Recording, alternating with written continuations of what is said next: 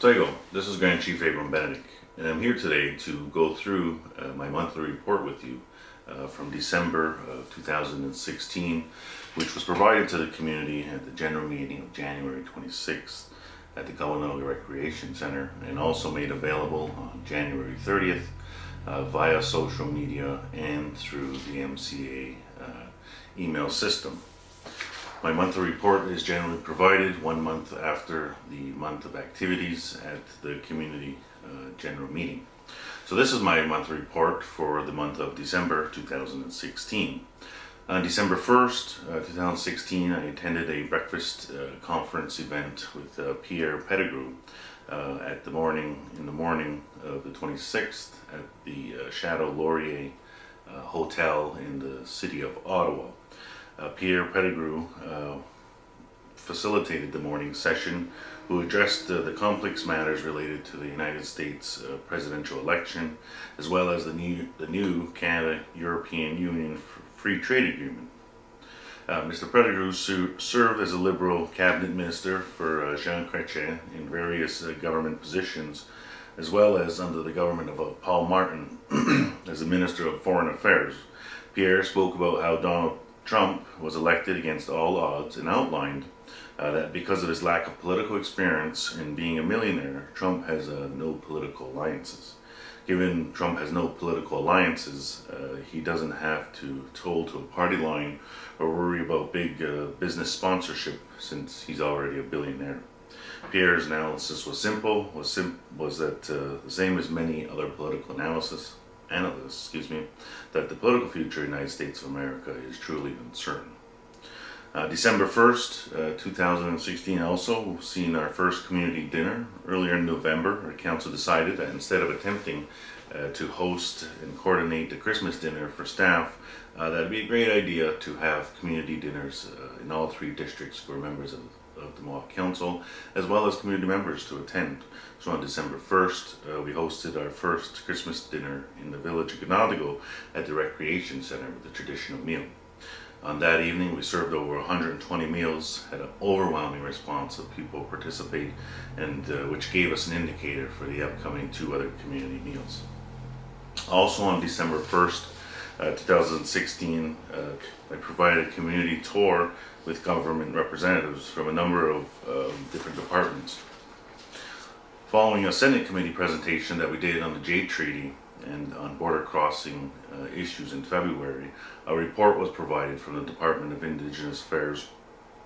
Our report was issued to the Department of Indigenous Affairs, calling on INAC to set up a multi-agency committee to examine the border issues Indigenous communities face across the country. Following that, representatives were brought together from INAC, Transport Canada, Public Safety, CBSA, as well as Immigration and Protection, Refugee and Citizenship Agency.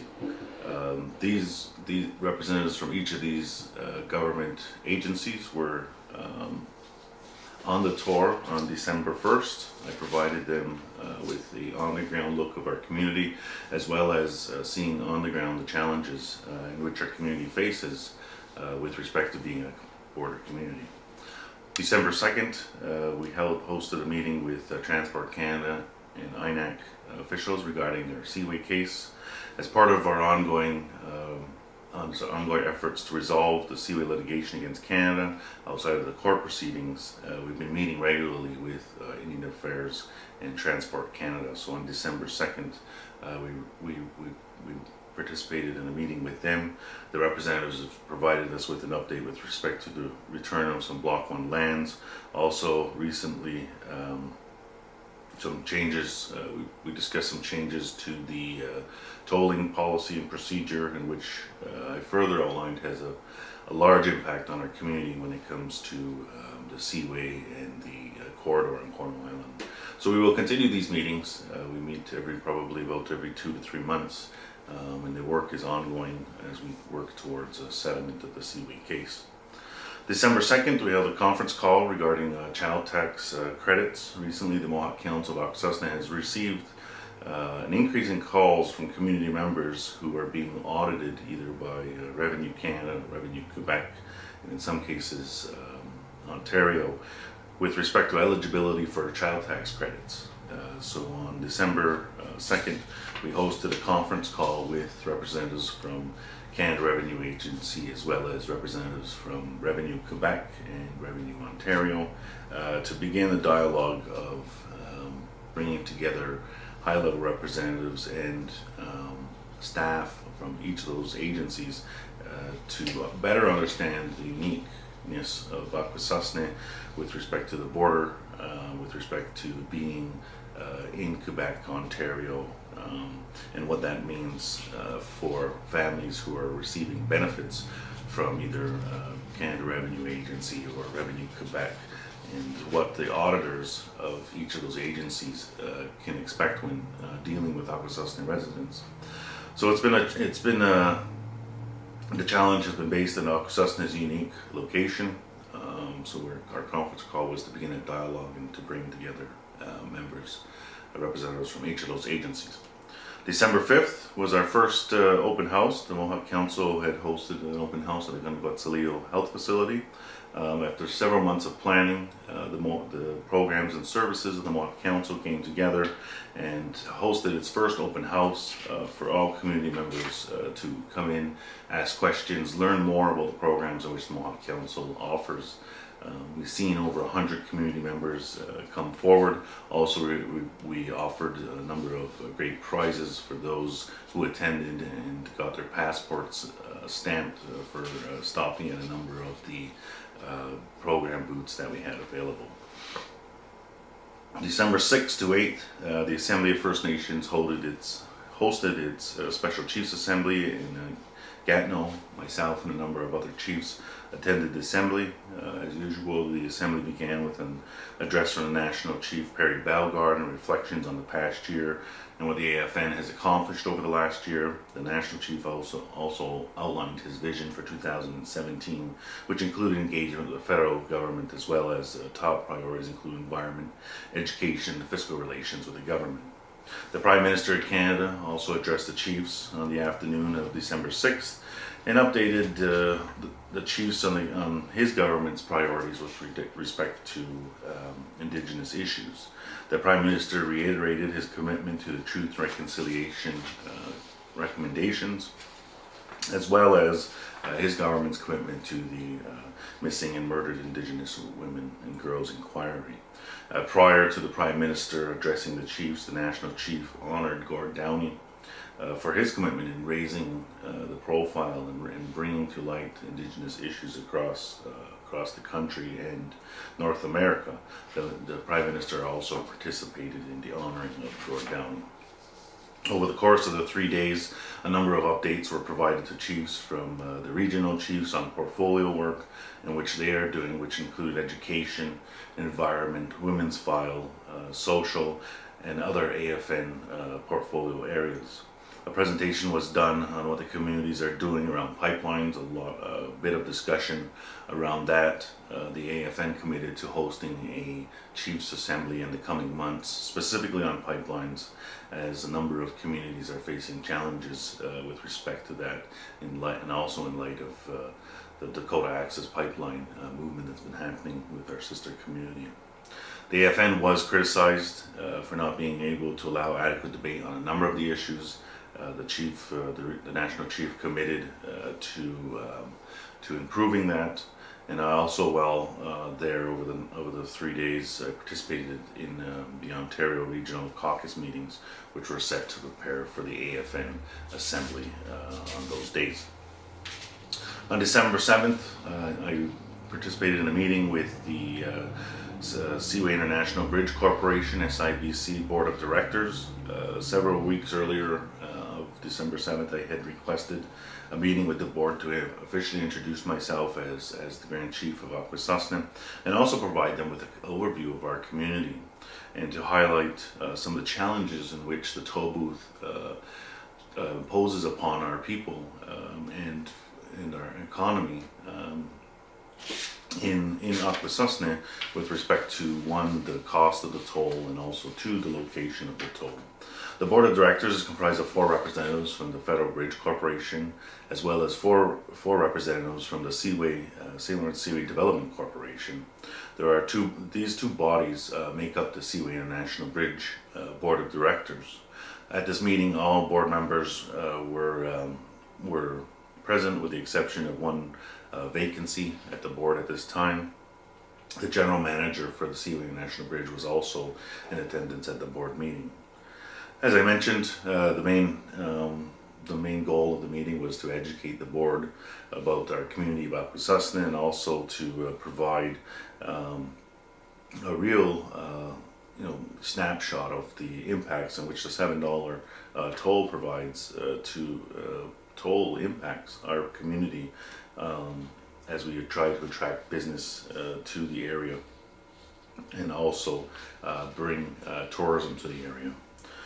Also recently, our Office of Vital Statistics was notified that the Seaway National Bridge is reviewing a number of bridge passes that have been issued. I raised this with the board as a concern that the changes in which they make does have an impact on the ground and in the community, which I do reiterate to the board that I felt that the measures in which they were taking would not be received positively, and that the amount of monies that were being garnered didn't equal to the rippling effects in which it caused in our community. So overall, I believe the meeting went well. It is a beginning of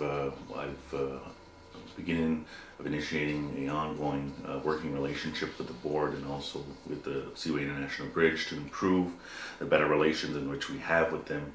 I've requested a follow-up meeting with them on a number of issues, and I look forward to following up with them. December 8th, we hosted our second Christmas dinner in the district of Chisnaina. That evening we served over 250 traditional meals, and every one of those community members who attended was very appreciative of that. December 9th, I was able to participate in the National Indigenous Leadership meeting with the ministers, the First Ministers of Canada. I was invited by the Ontario Regional Chief to observe the First Ministers meeting on climate change in Ottawa, which was hosted by the Prime Minister of Canada with the ministers who were the premiers across Canada.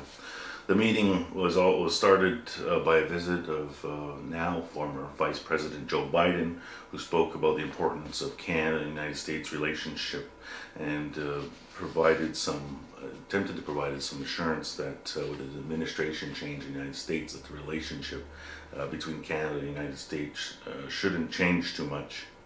After the Vice President departed, the meeting continued on with each national Indigenous representative, mainly the Métis Nation, First Nations, Inuit, as well as the Métis, providing an overview of their perspective on climate change within Canada.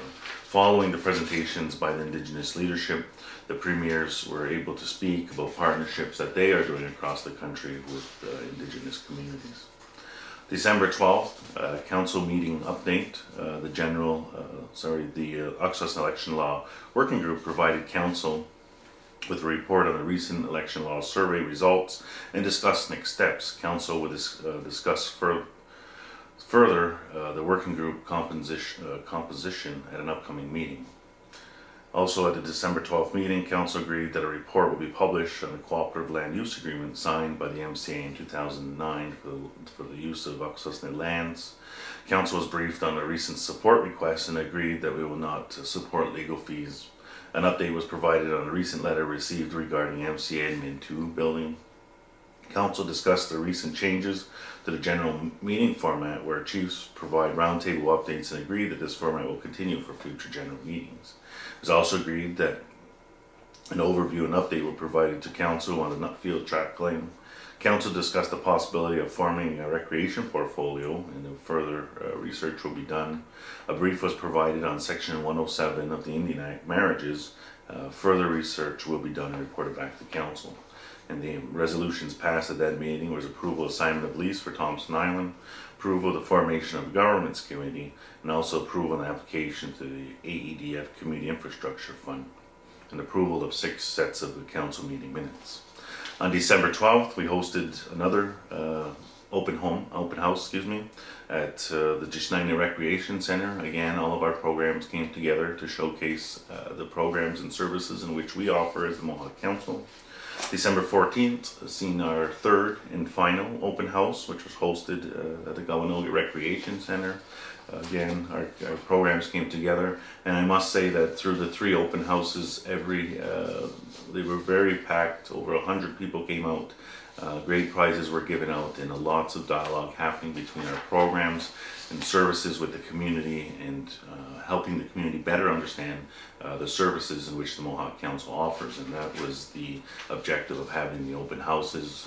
Internally, the Mohawk Council is looking at having these open houses occur every few months, or probably once or twice a year, for community to come out and hear more about the programs.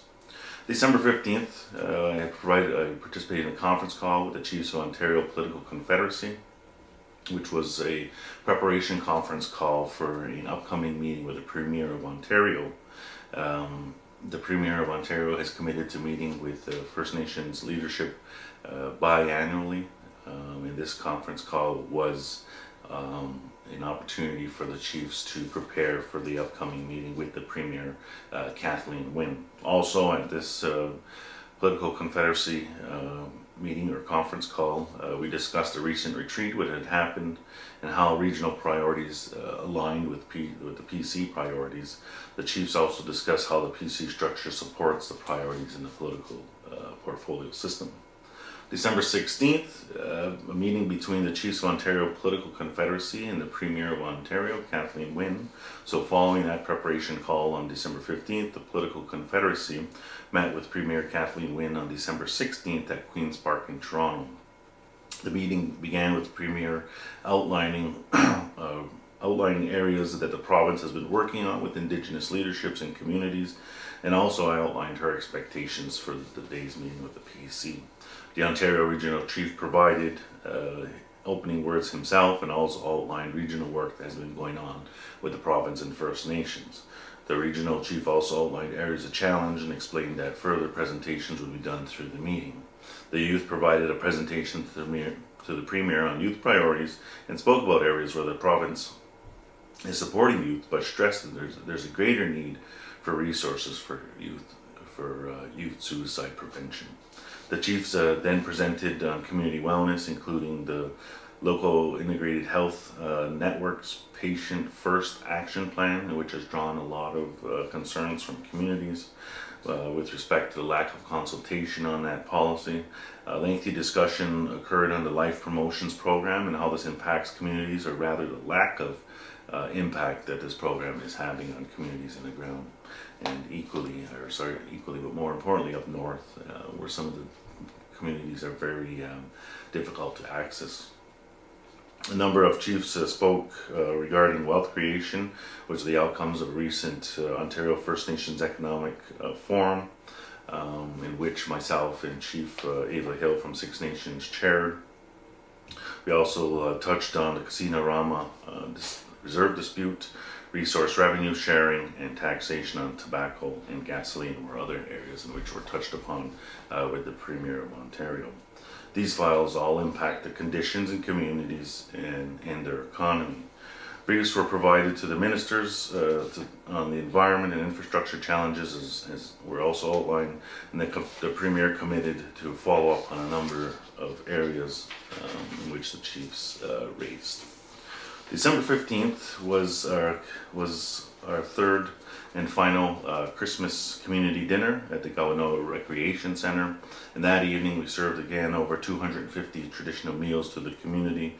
And I must say that overall, the 3 community dinners in which we hosted in December was a complete success. Every person left with a full stomach and a smile, and that is what our council set out to achieve, to bring together the community, to bring together families and provide them with a nice warm meal.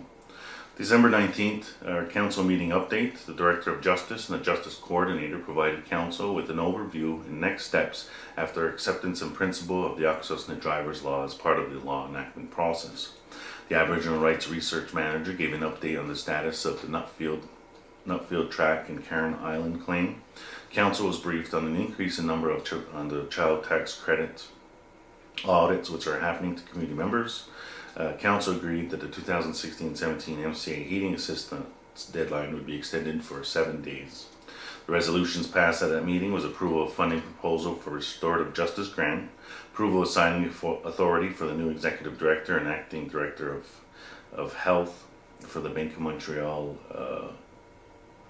accounts, approval of authority of program manager of AITC to issue occupancy licenses, approval of the authority for program manager for the IFWP to issue occupancy license, approval of Hamilton Island lease, approval of Thompson Island Youth Camp Canada 150 contribution agreement, approval amendments to Parks Canada Deer Herd Reduction Program agreement, and also council accepted 3 sets of council meeting minutes. And at that meeting of December 19th, council denied to accept the Akwesasne Driver's Law in principle. December 20th, I attended a meeting with the Montreal Mayor's Office, Mayor Coulier, Dennis Coulier. His office is proposing to recommend Montreal become part of the United Nations Educational, Scientific and Cultural Organization, UNICEF, as a World Heritage Site. The Mayor of Montreal recognizes that First Nations have an interest in Montreal and like Ganawagi, Ganassadagi, and Akwesasne to be involved in the proposal to make the Montreal a World Heritage Site. So on December 20th, I attended a meeting at the Mayor's office in Montreal in which they outlined the process for a UNICEF designation, as well as what some of the potential benefits could be to the communities as this proposal rolls out. So the 3 Mohawk communities will discuss amongst each other, what a Mohawk name could be for Montreal, in which the Mayor's office would like to include in the submission for UNICEF designation. So follow-up meetings will be occurring with the Mayor of Montreal's office with respect to this designation. Also December 20th, I had a meeting with our legal counsel with respect to the Seaway proceedings, and the purpose of this meeting was to provide legal counsel with an update on the ongoing dialogue between ourselves, Transport Canada, Indigenous Affairs INAC, since this dialogue has been taking place over the last several months to potentially resolve the Seaway case outside of the court systems. Also, on December 20th, I participated in a call with the Ontario Ministry of Children and Youth around the implementation of a Child Protection Information Network, also known as CPIN. CPIN is an Ontario-wide information system that the province of Ontario is implementing for children aid societies to track child welfare cases in Ontario. So that call was a call to receive information from the province with respect to CPIN, and also to outline our concerns with respect to that program's implementation as it affects the Child and Family Services of Akwesasne. That concludes my report for the month of December 2016, which was released at the January 26th general meeting to the community in a written form, and was further released on my Facebook and the Mohawk Council's email server on January 30th for all of you to read. If you should have any questions, please feel free to contact me, but that is my report for the month ending December 2016. Yeah.